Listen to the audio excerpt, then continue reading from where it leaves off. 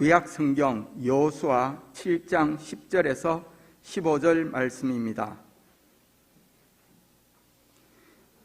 이제 들려지는 계시의 말씀 속에서 하나님의 음성을 들으시기 바랍니다. 여호와께서 여호수아에게 이르시되 일어나라, 어찌하여 이렇게 엎드렸느냐. 이스라엘이 범죄하여 내가 그들에게 명령한 나의 언약을 어겼으며 또한 그들이 온전히 바친 물건을 가져가고 도둑질하여며 속이고 그것을 그들의 물건들 가운데 두었느니라.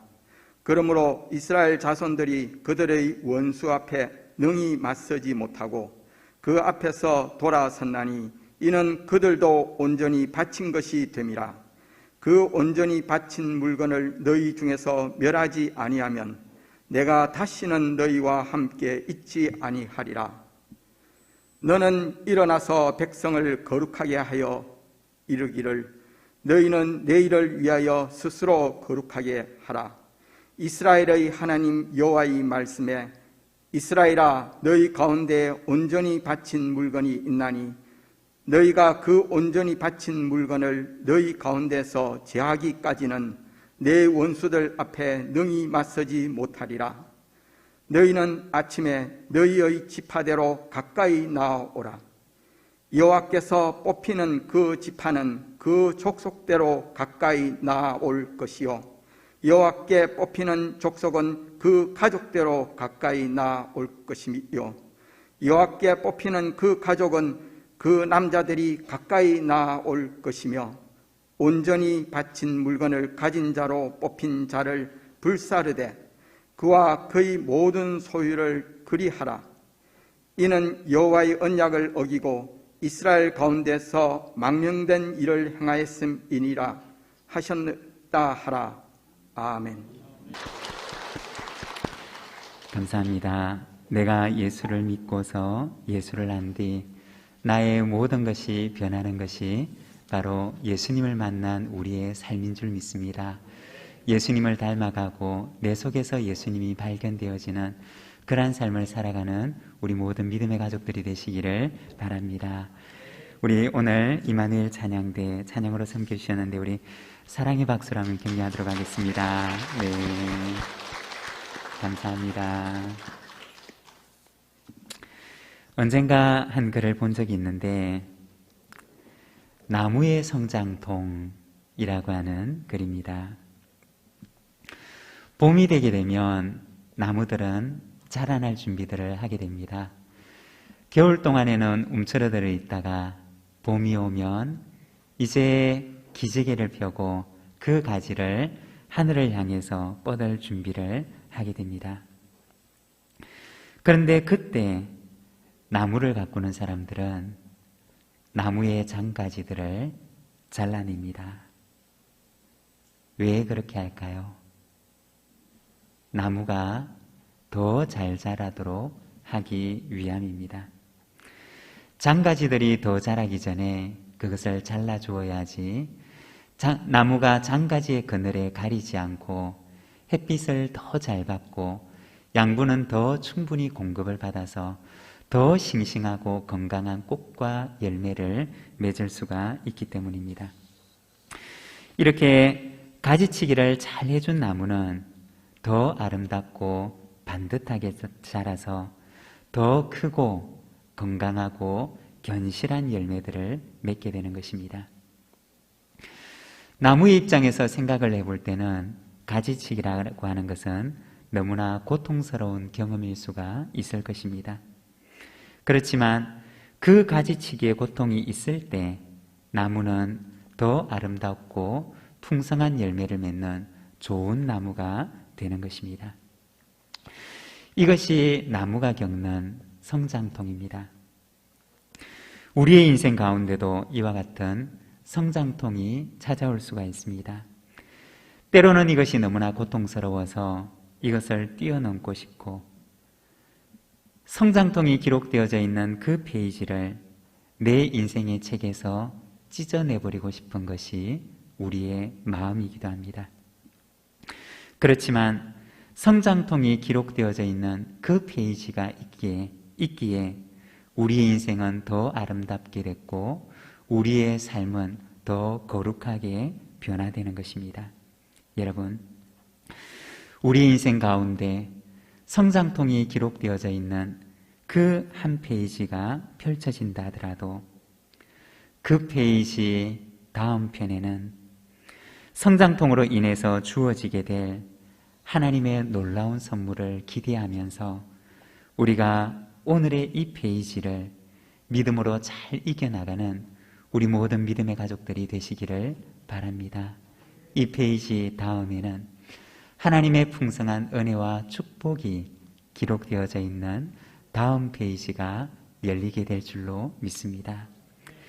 오늘 우리가 읽은 여호수아 7장의 말씀은 이스라엘 백성들에게 있어서는 정말 뛰어넘어가고 싶은, 읽지 않고 지나가고 싶은, 어쩌면 이 한 페이지는 그들의 역사 가운데 찢어내버리고 싶은 페이지였을는지 모릅니다.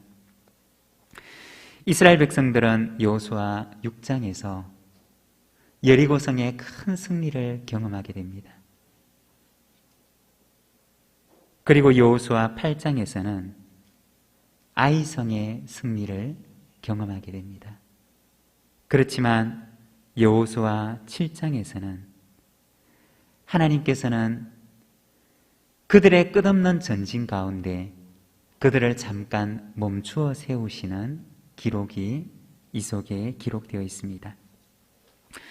여리고성을 넘어서 끝없이 가나안 땅을 향해서 질주하고 싶은 이스라엘 백성들을 하나님께서는 아이성 앞에서 멈추어 세우시고 그들을 패배하게 하심으로써 그 앞에 서게 하셨던 것입니다.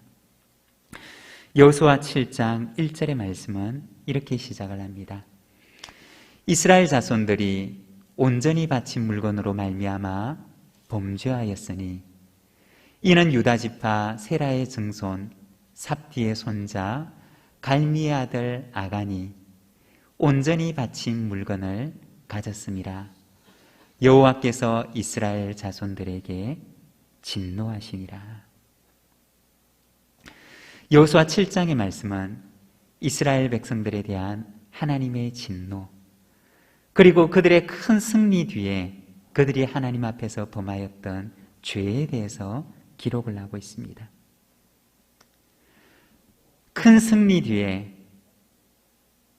죄로 인하여서 그렇지만 더 한없이 질주하고 싶은 이스라엘 백성들은 하나님께서 그곳에서 멈추어 세우셨던 것입니다. 끝없는 전진을 원하지만 하나님께서는 그들의 인생의 바퀴를 멈추어 세우셨던 것입니다. 여러분, 때로는 하나님께서 우리 인생의 바퀴를 멈추어 세우시는 경우들이 있습니다. 그렇지만 그것은 사랑하시기 때문입니다.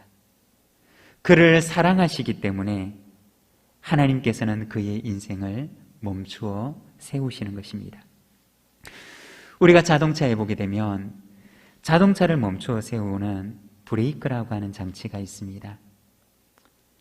자동차는 분명히 앞을 잘 가도록 만들어 놓은 것인데 왜 그 자동차에다가 전진을 막는 브레이크를, 제동장치를 만들어 놓은 것일까요? 앞으로 가기 위해서는 앞으로 갈 수 있는 추진장치, 엔진과 가속 페달만 있으면 되지 왜 앞으로 가도록 만들어 놓은 그 자동차에다가 그 추진하는 힘을 막는 제동장치를 그곳에 만들어 놓은 것일까요? 만일에 우리가 생각하건대 자동차에 브레이크가 없다면 어떻게 될까요? 브레이크가 없는 자동차는 브레이크가 없기 때문에 더 앞을 향하여서 힘차게 속력을 내고 달릴 수가 있을까요? 브레이크가 없는 자동차는 아무리 거기에다가 좋은 엔진을 장착하고 그리고 밟으면 끝없이 한없이 질주할 수 있는 그러한 높은 성능을 가지고 있다 할지라도 그 자동차는 결코 자기 속력을 내어 달릴 수가 없을 것입니다. 왜냐하면 한 번 속력을 내기 시작하면 그 자동차를 멈추어 세울 수 있는 제동 장치가 마련되어 있지 않기 때문입니다. 하나님께서는 때로는 우리의 인생을 이렇게 멈추어 세우시는 브레이크를 달아놓으시는 경우가 있습니다.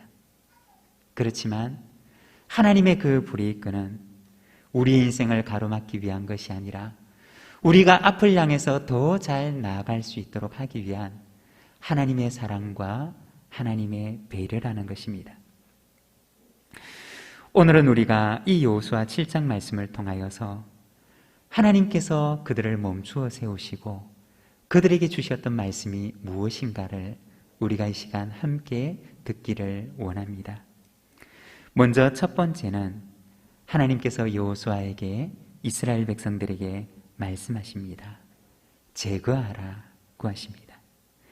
하나님과 관계에서 걸림돌이 되는 것들을 너는 제거하라고 말씀하십니다. 11절과 12절의 말씀을 보면 이렇게 말씀을 합니다. 이스라엘이 범죄하여 내가 그들에게 명령한 나의 언약을 어겼으며 또한 그들이 온전히 바친 물건을 가져가고 도둑질하며 속이고 그것을 그들의 물건들 가운데 두었느니라. 그러므로 이스라엘 자손들이 그들의 원수 앞에 능히 맞서지 못하고 그 앞에서 돌아섰나니 이는 그들도 온전히 바친 것이 됨이라. 그 온전히 바친 물건을 너희 중에서 멸하지 아니하면 내가 다시는 너희와 함께 있지 아니하리라.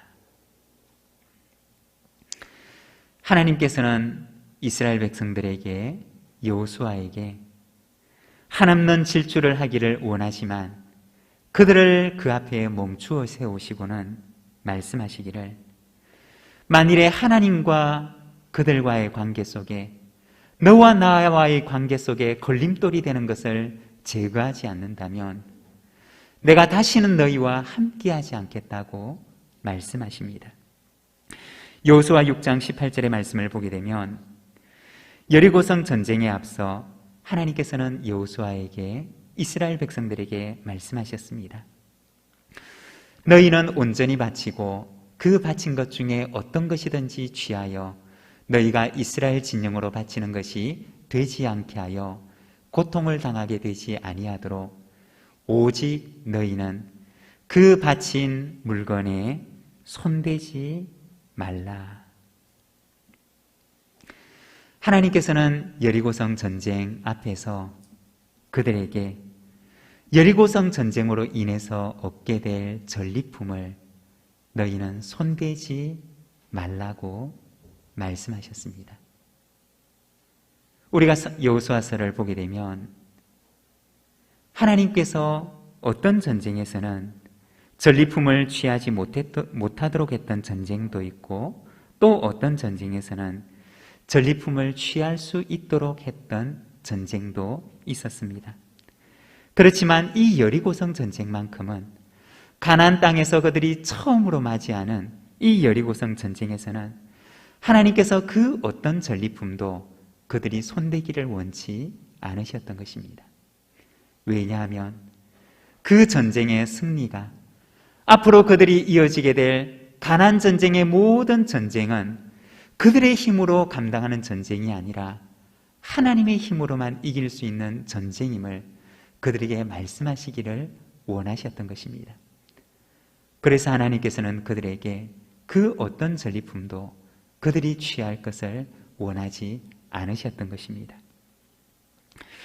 그렇지만 여리고성 전쟁에서 그들이 큰 승리를 경험했지만 그러나 그때 하나님의 명령에 순종하지 않는 일이 일어나게 됩니다. 하나님의 명령을 어기고 여리고성 전쟁의 전리품을 자신의 소유로 취하는 일이 이스라엘 가운데 생겨나게 되었던 것입니다. 그 죄의 장본인은 누구였느냐? 바로 아간이라고 하는 사람이었습니다. 무엇이 그의 마음을 유혹하고 무엇이 그의 마음을 흔들어 놓았느냐? 21절 말씀을 보게 되면 내가 노력한 물건 중에 시날산의 아름다운 외투 한 벌과 은 200세겔과 그 무게가 50세겔 되는 금덩이 하나를 보고 탐내어 가졌나이다. 보소서, 이제 그 물건들을 내 장막 가운데 땅속에 감추어 두었는데 은은 그 밑에 있나이다 하였더라. 시날산의 아름다운 외투 한 벌, 200세겔 되는 금덩이, 50세겔 되는 200세겔 되는 은덩이, 그리고 50세겔 되는 금덩이였습니다. 이 세 가지가 그의 마음을 흔들어 놓았고 그의 마음을 유혹했던 것입니다. 시날산이라고 하는 것은 시날에서 만들어진 이라는 의미입니다. 당시 이 시날이라고 하는 것은 바벨론의 남부 지방에 위치해 있었는데 당시 문명이 고도로 발달했던 지역이었습니다. 그곳에서 만들어졌던 아름다운 외투 한 벌이 그의 마음을 흔들어 놓았던 것입니다. 아마도 이 세 가지 품목 가운데 아간은 이 시날산의 아름다운 외투 한 벌을 가장 먼저 이야기한 것으로 보아서 이것이 그의 마음을 가장 먼저 흔들어 놓았던 것이고, 어쩌면 이 세 가지 품목 가운데 가장 값비싼 품목에 해당되는 것이 이것이었는지 모릅니다. 하나님의 명령보다 아름다운 그 한 벌의 외투가 그의 마음 가운데 더 크게 차지했던 것입니다. 여러분, 얼마나 안타까운 일입니까? 외투 한 벌 있어도 살고 없어도 살 수 있는데 그 아름다운 외투 한 벌에 마음이 유혹되어서 그만 그가 하나님의 명령을 저버렸던 것입니다. 우리가 여기서 생각할 때 만일에 아간의 범죄가 여기에서 발각되지 않았더라면 어떻게 되었을까요? 아간은 다시는 그와 같은 죄를 저지르지 않았을까요? 일평생에 단 한 번 죄를 저질렀는데 그것이 너무나 운 없게 이렇게 들통나버렸던 것일까요? 하나님께서 아간의 죄에서 너무 지나치게 반응을 하셨던 것일까요?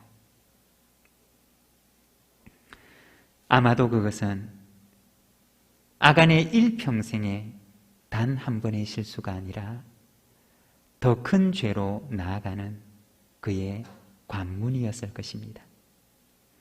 만일에 하나님께서 그때 아간의 죄를 지적하지 않으셨더라면 그는 이어지는 모든 전투 속에서 더 큰 죄들을, 그리고 더 큰 죄들을 범하며 나아갔을 것입니다. 뿐만 아니라 아간이 범했던 그 죄는 그 개인의 죄가 아니라 그의 친구의 죄가 되고 그의 이웃의 죄가 되고 나중에는 모든 지파의 죄가 되고 이스라엘 백성 모두를 타락시키는 죄가 되고 말았을 것입니다. 만일에 하나님께서 그의 죄를 지적하지 않으셨더라면 사람들은 하나님께서 말씀하신 것을 어겨도 아무런 상관이 없네, 괜찮네 라고 생각하며 이스라엘 백성들은 한 명씩 두 명씩 아간의 그 죄에 참여하게 되었을 것입니다. 아간이 지었던 그 죄는 이스라엘 백성들의 영혼을 좀먹는 죄였고, 그가 범했던 그 죄는 이스라엘 백성들의 그 영적인 뚝을 허물어 버릴 수 있는 그러한 죄가 될 수 있었던 것입니다. 하나님께서는 그 죄를 간과하지 않으셨습니다. 그리고 이스라엘 백성들 가운데 60만 명 가운데 꽁꽁 숨어버렸던 그 죄를 하나님께서는 찾아내십니다. 죄의 결과는 무엇이냐? 26절에 보면 이렇게 말씀합니다. 그 위에 돌무더기를 크게 쌓았더니 오늘까지 있더라. 여호와께서 그의 맹렬한 진노를 그치시니 그러므로 그곳 이름을 오늘까지 아골골짜기라 부르더라. 하나님께서는 아간의 죄를 찾아내시고 그의 죄를 벌하십니다. 그리고 아간이 묻혀있던 그곳에 돌무더기를 쌓아서 사람들은 그곳을 아골골짜기라 칭합니다. 아골이라고 하는 그 말의 뜻은 괴로움이라고 하는 뜻을 가지고 있습니다. 아간 한 사람의 죄가 이스라엘 온 백성을 괴롭게 만들었고, 아간 한 사람의 죄가 그의 영혼을 괴롭게 만들었던 것입니다. 사람들은 아간이 묻혀있는 그 돌무더기를 바라보며 그곳을 아골골짜기, 괴로움의 골짜기라고 칭합니다. 죄의 결과는 무엇이냐? 괴로움입니다. 죄가 우리의 인생에게, 죄를 지은 그 사람의 영혼에, 그리고 그가 속한 공동체에 가져오는 것은 괴로움뿐이라는 것입니다. 마태복음 12장 33절에 보면 주님께서는 말씀하십니다. 그 열매로 나무를 알리라.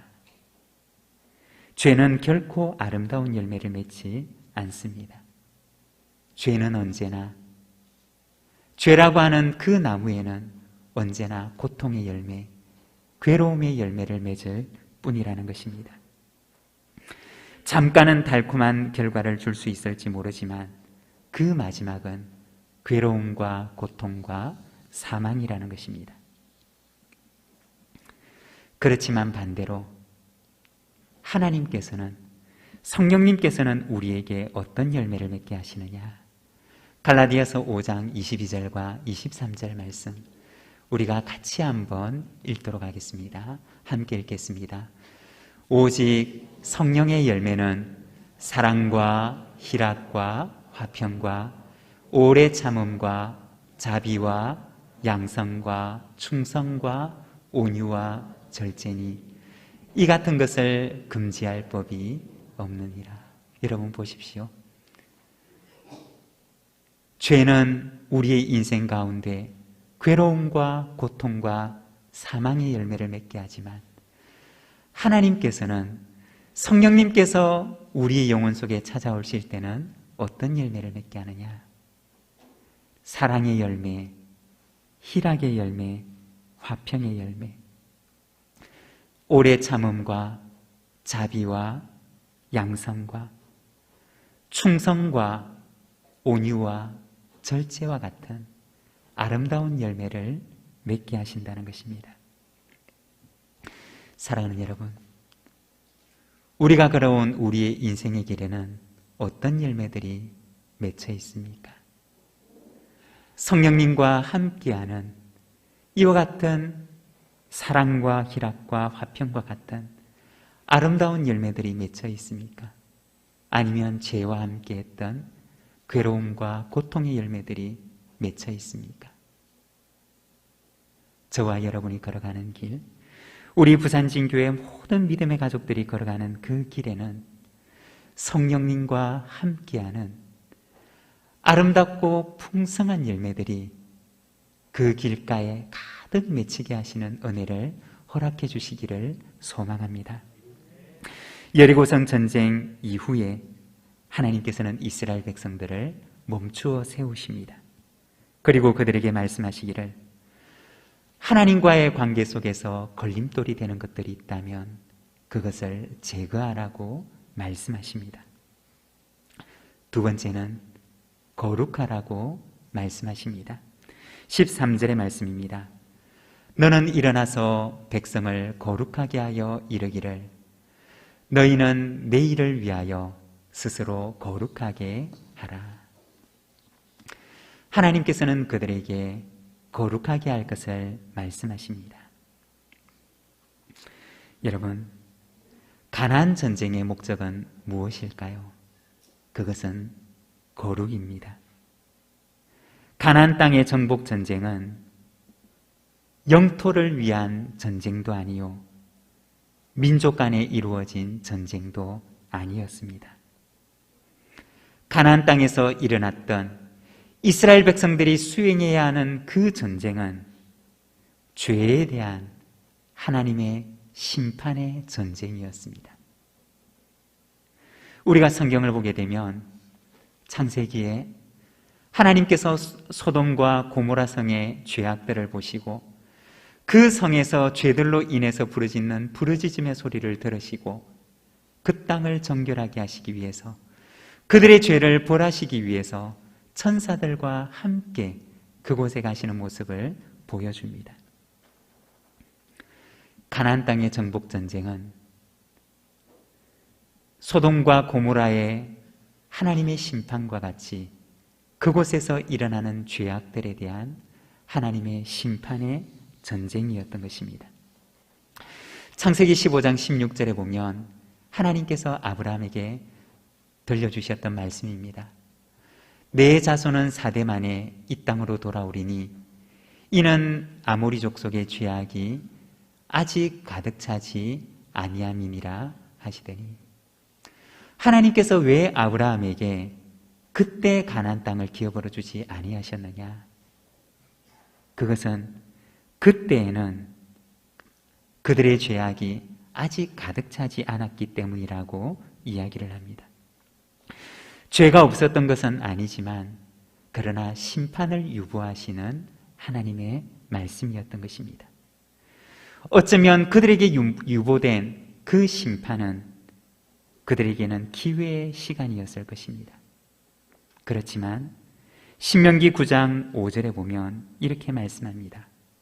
내가 가서 그 땅을 차지함은 내 공의로 말미암음도 아니요 내 마음이 정직함으로 말미암음도 아니요 이 민족들의 악함으로 말미암아 내 하나님 여호와께서 그들을 내 앞에서 쫓아내심이라.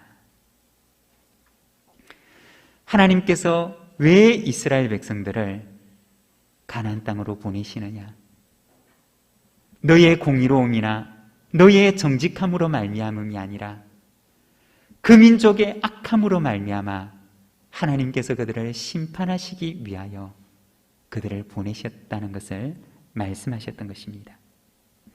그들에게 주어졌던 기회의 시간이 다 지나가 버리고 이제는 그 땅에 죄가 가득하여서 하나님의 심판의 때가 이르렀음을 말씀하셨던 것입니다.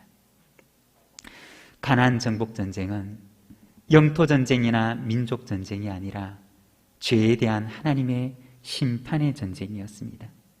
그리고 그 심판의 목적은 거룩이었습니다.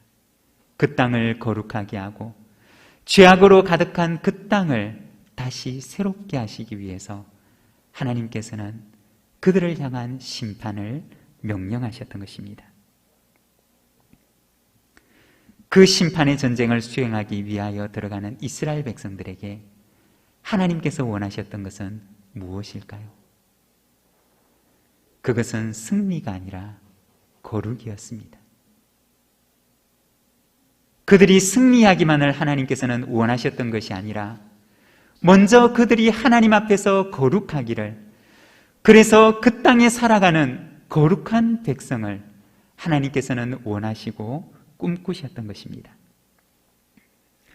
하나님께서 우리에게 원하시는 것은 승리가 아닙니다. 하나님께서 우리에게 원하시는 것은 거룩입니다. 거룩의 결과로 승리하는 것이지 거룩이 없는 승리를 그들이 쟁취하기를 원치 않으셨다는 것입니다. 거룩이 없는 승리는 축복이 아니라 잠재되어져 있는 패망일 뿐이라는 것입니다. 여러분, 하나님께서 우리에게 원하시는 것은 승리와 성공이 아닙니다. 거룩이 없는 승리와 성공은 오히려 잠깐 유보되어져 있는 패망의 그림자일 뿐이라는 것입니다. 사랑하는 여러분, 주 안에 거룩하시기를 바랍니다. 주 안에 거룩한 자에게 하나님께서는 그에게 덤으로 승리도 허락하십니다. 거룩으로 승리를 얻는 저와 여러분, 우리 모든 믿음의 가족들의 삶이 되시기를 바랍니다. 세 번째는 겸손하라는 말씀입니다. 3절과 4절의 말씀입니다.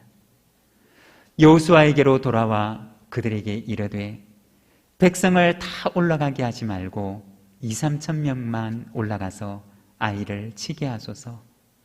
그들은 소수이니 모든 백성을 그리로 보내어 수고롭게 하지 마소서 하므로 백성 중 3,000명쯤 그리로 올라갔다가 아이 사람 앞에서 도망하니.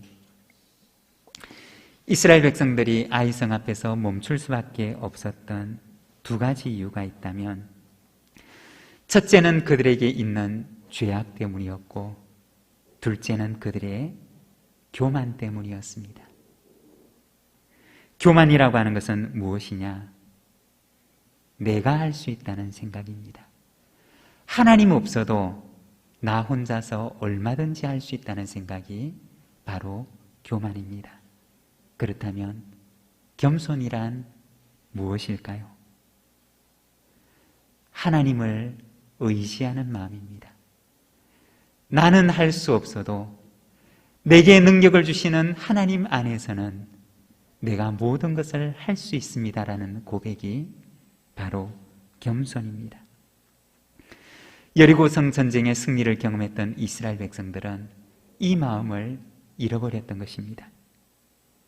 내게 능력을 주시는 하나님을 잊어버리고, 이 정도는 내가 할 수 있지, 하나님 없어도 이 정도는 내가 충분히 할 수 있어 라고 생각했던 것입니다. 그 결과 그들은 작은 아이성의 전투 앞에서 패배하고 도주하게 됩니다.